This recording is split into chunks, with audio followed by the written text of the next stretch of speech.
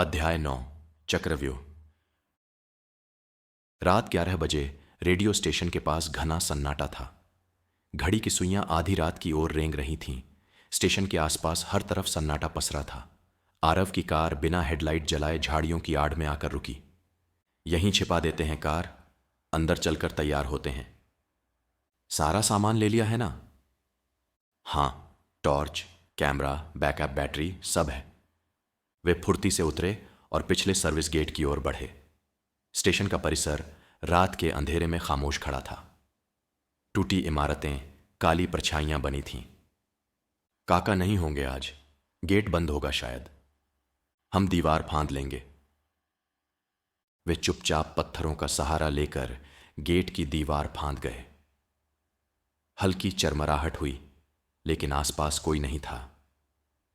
Generator कहाँ रखा था काका ने? उधर शेड में होगा। तुम लोग स्टूडियो में चलो, मैं जनरेटर देखता हूं। आरव पिछवाड़े के एक छोटे शेड की तरफ चला गया और रोहन व निहारिका टॉर्च की रोशनी में स्टूडियो भवन के भीतर दाखिल हुए।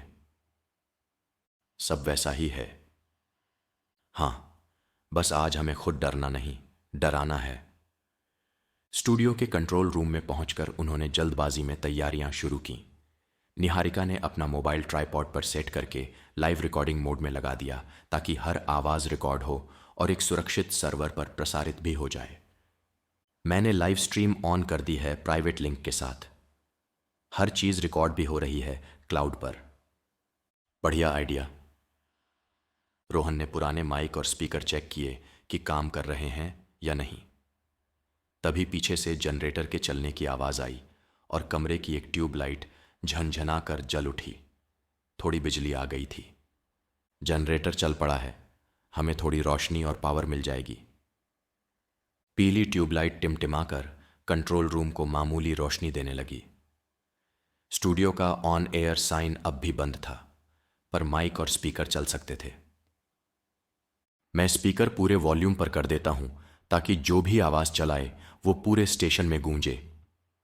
टेप प्लेयर भी रेडी रखो, सही मौके पर इसे चलाएंगे। 12 बजे हैं, वो आता ही होगा। दिलों की धड़कनें तेज हो चली थीं, पर इस बार डर से नहीं, रोमांच से। एक तरफ न्याय का जुनून था, दूसरी ओर प्रतिशोध की आग। तीनों ने अपनी अपनी जगह ले ली। आरव स्टूडियो के दरवाजे के पीछे कोने में लोहे की रॉड लिए छुपकर खड़ा था। रोहन कंट्रोल रूम में उपकरणों के पास था और निहारिका कैमरा व मोबाइल संभाले हुए थी। कुछ मिनट और बीते। आधी रात की निस्तब्धता और गहरा गई। ठीक 12 बजे के करीब दूर एक मोटर इंजन की घरघराहट सुनाई दी। हेडलाइट की हल्की किरणें पेड़ों पर पड़ी। कोई गाड़ी आ रही है।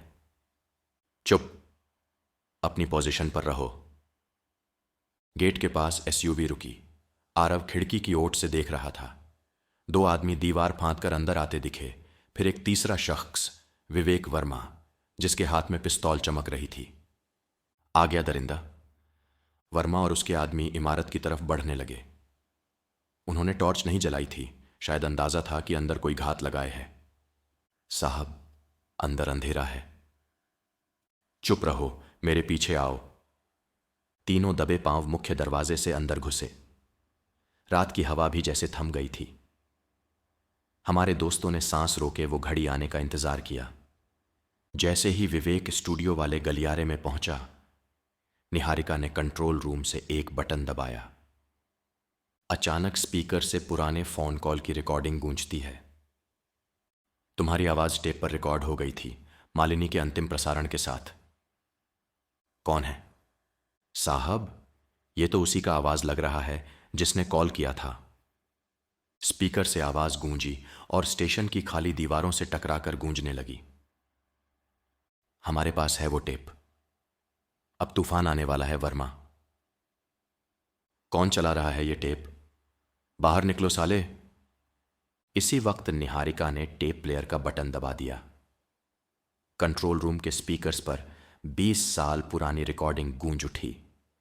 टेप से विवेक की पुरानी आवाज। तुम्हें कोई नहीं बचा पाएगा, बेवकूफ लड़की। टेप से मालिनी की चीख। आ मालिनी की दिल दहला देने वाली चीख जब पूरे भवन में गूंजी, विवेक और उसके आदमियों के रोंगटे खड़े हो गए। ये क्या था? साहब, बाहर चलिए, ये जगह ठीक नहीं। नहीं, आगे बढ़ो। हड़बड़ाहट के बावजूद वे तीनों स्टूडियो के दरवाजे तक आ गए। डर और गुस्से में विवेक ने जोर से लात मारकर स्टूडियो का दरवाजा खोल दिया। बाहर आ जाओ, मैं गोली मार दूंगा। स्टूडियो के अंदर जनरेटर की मध्यम रोशनी टिमटिमा रही थी। कंट्रोल रूम की खिड़की के उस पार निहारिका और रोहन छिपे थे और दरवाजे की ओट में आरव सांस रोके खड़ा था। कोई दिख नहीं रहा। साहब, वापस चलिए, पिस्तौल घुमाते हुए। निकलो, जहां भी छिपे हों। तभी अचानक पूरे स्टूडियो में लाइट जोर से भड़बड़ाकर चमकी और तुरंत बुझ गई। जनरेटर जैसे एक पल को झटका खा गया। स्पीकर से तेज सिसकारी की आवाज निकली। अरे मां! दोनों गुंडे बुरी तरह घबरा गए। तभी एक परछाई पीछे गलियारे में दौड़ती दिखी। भूत! मैंने भूत देखा। मैं नहीं रुकूंगा यहां। एक गुंडा उल्टे पांव भागा और दूसरा भी घबराकर पलटा। विवेक ने गुस्से में उन्हें रोकने की कोशिश की। कमबख्त, भाग जाओ, किसी काम के नहीं। चंद सेकंड में वर्मा अकेला रह गया। अंधेरे स्टूडियो के बीचों बीच हाथ में पिस्तौल कांप रही थी।